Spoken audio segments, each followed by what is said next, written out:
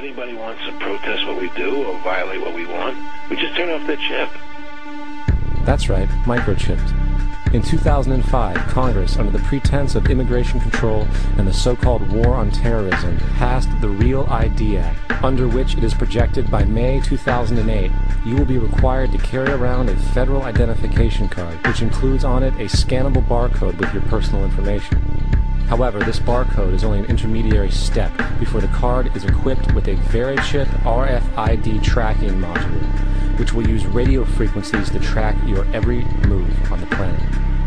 If this sounds foreign to you, please note that the RFID tracking chip is already in all new American passports. And the final step is the implanted chip, which many people have already been manipulated into accepting under different pretenses.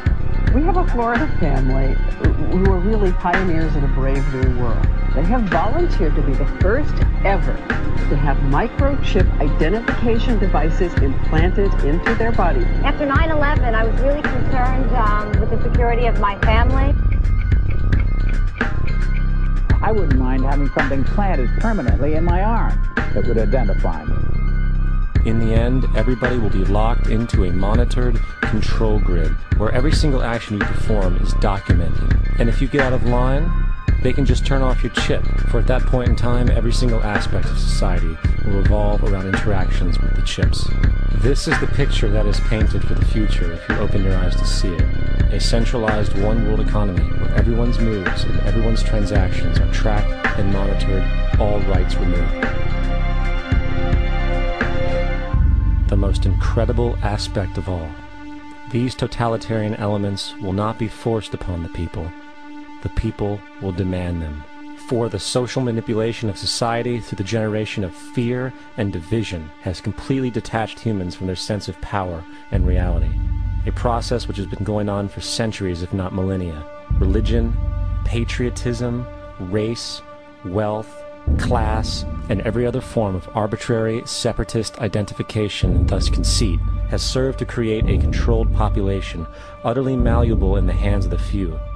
Divide and conquer is the motto, and as long as people continue to see themselves as separate from everything else, they lend themselves to being completely enslaved. The men behind the curtain know this, and they also know that if people ever realize the truth of their relationship to nature, and the truth of their personal power, the entire manufactured zeitgeist they prey upon will collapse like a house of cards.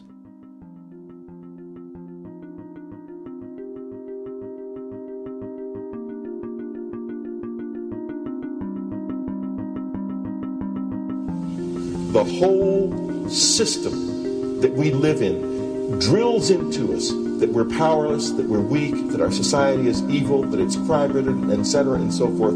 It's all a big, fat lie. We are powerful, beautiful, extraordinary.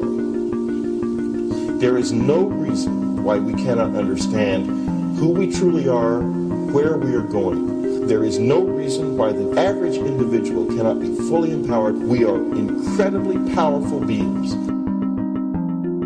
You know, I think I spent 30 years of my life, in the first 30, trying to become something. I wanted to become good at things. I wanted to become good at tennis. I wanted to become good at school and grades and everything I kind of viewed in that perspective. I'm not okay the way I am, but if I got good at things, you realize that I had the game wrong.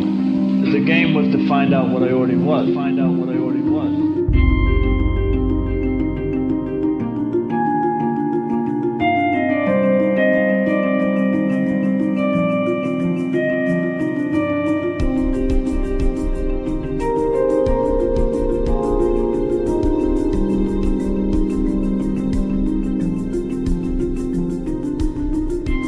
Now, in our culture, we've been trained for individual differences to stand out.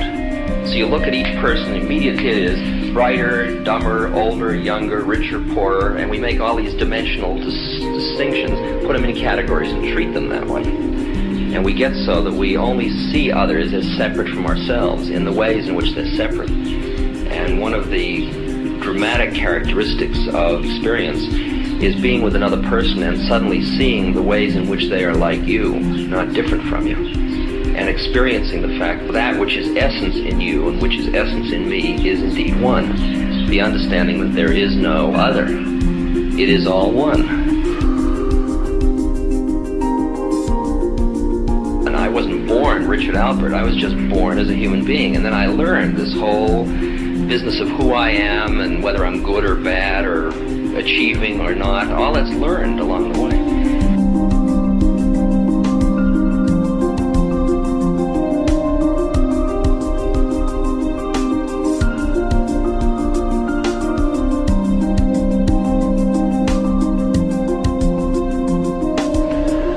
The old appeals to racial, sexual, religious chauvinism, to rabid nationalist fervor are beginning not to work. A new consciousness is developing which sees the earth as a single organism and recognizes that an organism at war with itself is doomed.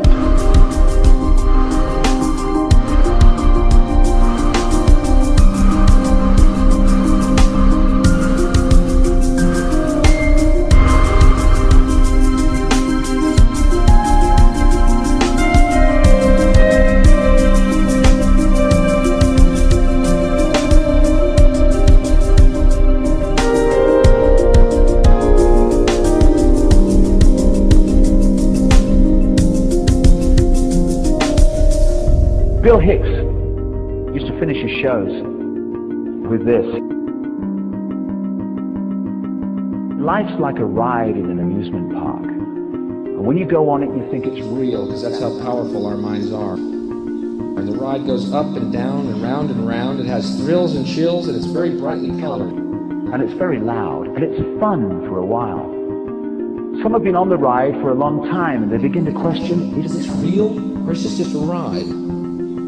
And other people have remembered, and they come back to us and they say, hey, don't worry. Don't be afraid ever, because this is just a ride. And we kill those people. Shut him up, I've got a lot invested in this ride. Shut him up! Look at my furrows of worry. Look at my big bank account. My family, this has to be real. It's just a ride. But we'll kill those good guys and try and tell us that. You ever notice that? And let the demons run amok? But it doesn't matter, because it's just a ride, and we can change it anytime we want. It's only a choice. No effort, no work, no job, no savings of money. Just a choice right now between fear and love.